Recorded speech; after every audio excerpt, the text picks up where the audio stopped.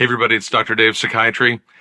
Thanks for coming to the YouTube channel today. Once again, reminding you that if medication fixes what's wrong for you, that is a medical problem by definition. That is not a mental problem.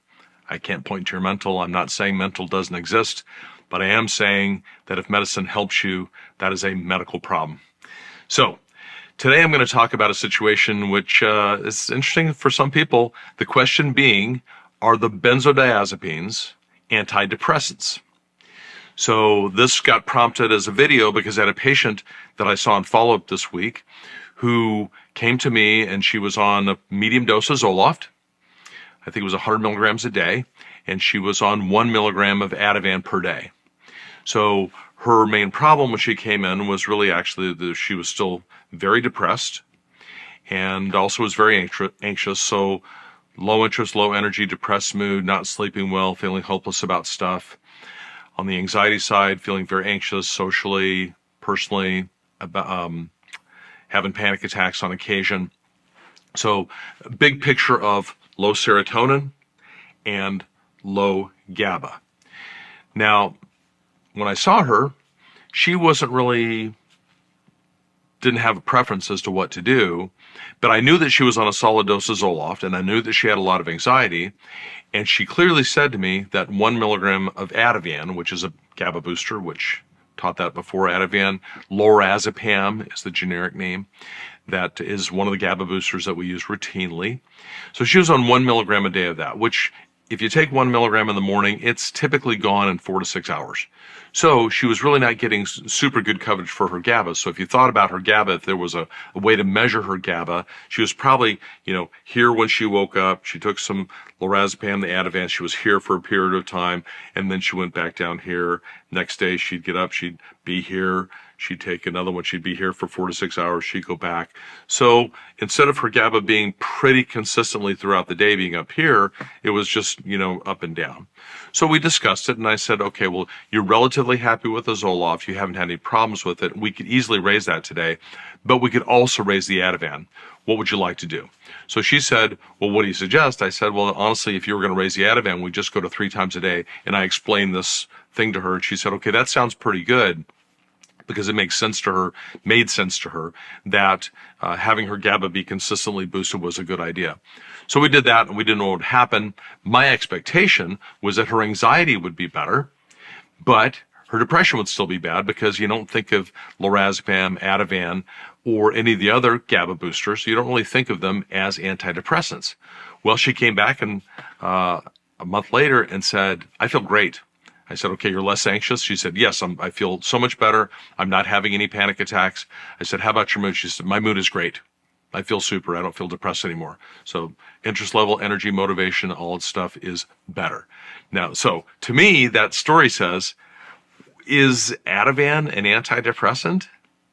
Well, historically, what we know is that going back to Librium, which is the first of the GABA boosters, the first benzodiazepine that was developed back in the 1950s, and then Xanax, which was developed in the 1960s, and then the rest that came along, Valium and Klonopin, and being the major ones that we use. Those were never really thought of as antidepressants, but the original makers of Xanax actually did research this and did propose that Xanax would be used as an antidepressant. Now, they ended up not going through that because they had to differentiate their anti-anxiety versus their depression. So you can read about this on the internet. There's some historical stuff about how Xanax was developed, who developed it. Now, I say don't pay attention to the internet too much, but this was interesting for me to read, and a refresher from what I learned in medical school.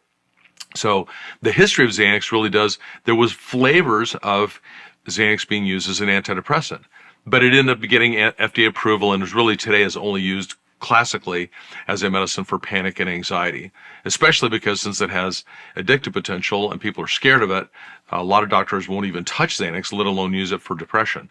So Ativan and Xanax being sort of cousins or brothers and sisters in that sense, that they're very close to each other, just being simply GABA boosters. Why would a GABA booster help your depression? In other words, in my world and what I teach on the channel, what I teach my patients is that if you're depressed, well, you probably have a shortage of serotonin or norepinephrine or both, and so you need a booster of one or both serotonin and norepinephrine to take you from here to here. But we typically don't talk about using Ativan or Xanax or Valium as, quote, antidepressants. So why did this woman feel better? Well, first of all, the mechanism of action of these medicines is in fact unknown. So anybody, including me, that says we know how these medicines work, we don't.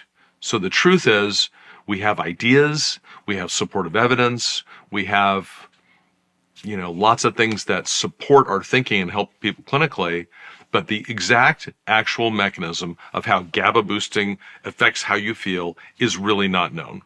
So that's where we're at. It's sort of like understanding cancer or diabetes. We know that they're there. We don't just know exactly how they work. But the fact is, when somebody gets better from their depression with a GABA booster, we still have to ask why. So what I ended up telling people, what I told this gal, is that sometimes being chronically anxious is depressing in itself. Sometimes just feeling anxiety chronically, and I'm going to wake up the next morning, I'm going to feel anxious, I know I'm going to have panic attacks today, that can just beat you down over time. So people naturally feel sadness, feel lack of hope, feel like they just don't care anymore because they're just going to get beat the next day with their anxiety. So in my way of thinking, I could make a case for anxiety symptoms causing symptoms of depression. An analogy would be like this. If I had you carry bowling balls, how many bowling balls could you carry? Well, I could probably carry 2 or 3 bowling balls. Well, if you made my life dependent on it, I could probably carry 5 temporarily. So I could probably cradle 4 bowling balls, and you could put one on top of that. I could temporarily carry 5 bowling balls. But what happens if I break my arm? Well, my arm is broken, and how many bowling balls can I carry there? Well, I can probably carry 1, maybe 2 if I'm really strong. But the point is that if you've got 2 different problems, one of them can make the other one terrible.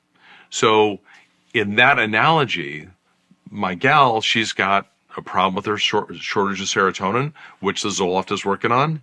And she had a terrible problem with her GABA, which the Ativan worked on. And all we did was repair the other system.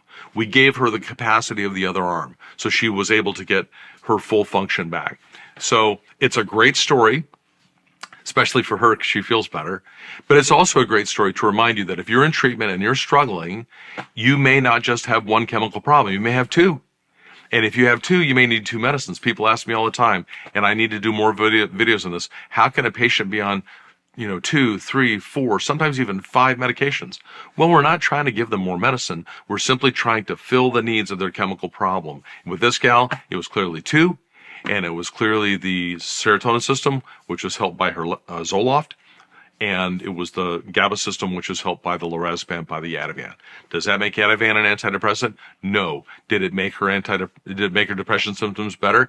Yes. Did it do it via serotonin? No. Did it do it via GABA? Likely. Does that make GABA boosting antidepressant? No, I don't think so. But I think it certainly says that if you've got 2 problems, you're going to feel much better if you have both of those problems fixed. Which is sort of like treating diabetes or blood pressure. With diabetes, we don't just give one medicine, we give several medicines because you got to attack several things. Same with blood pressure. So it's a common medical thought, and it reinforces my statement that this is a medical problem, not a mental problem.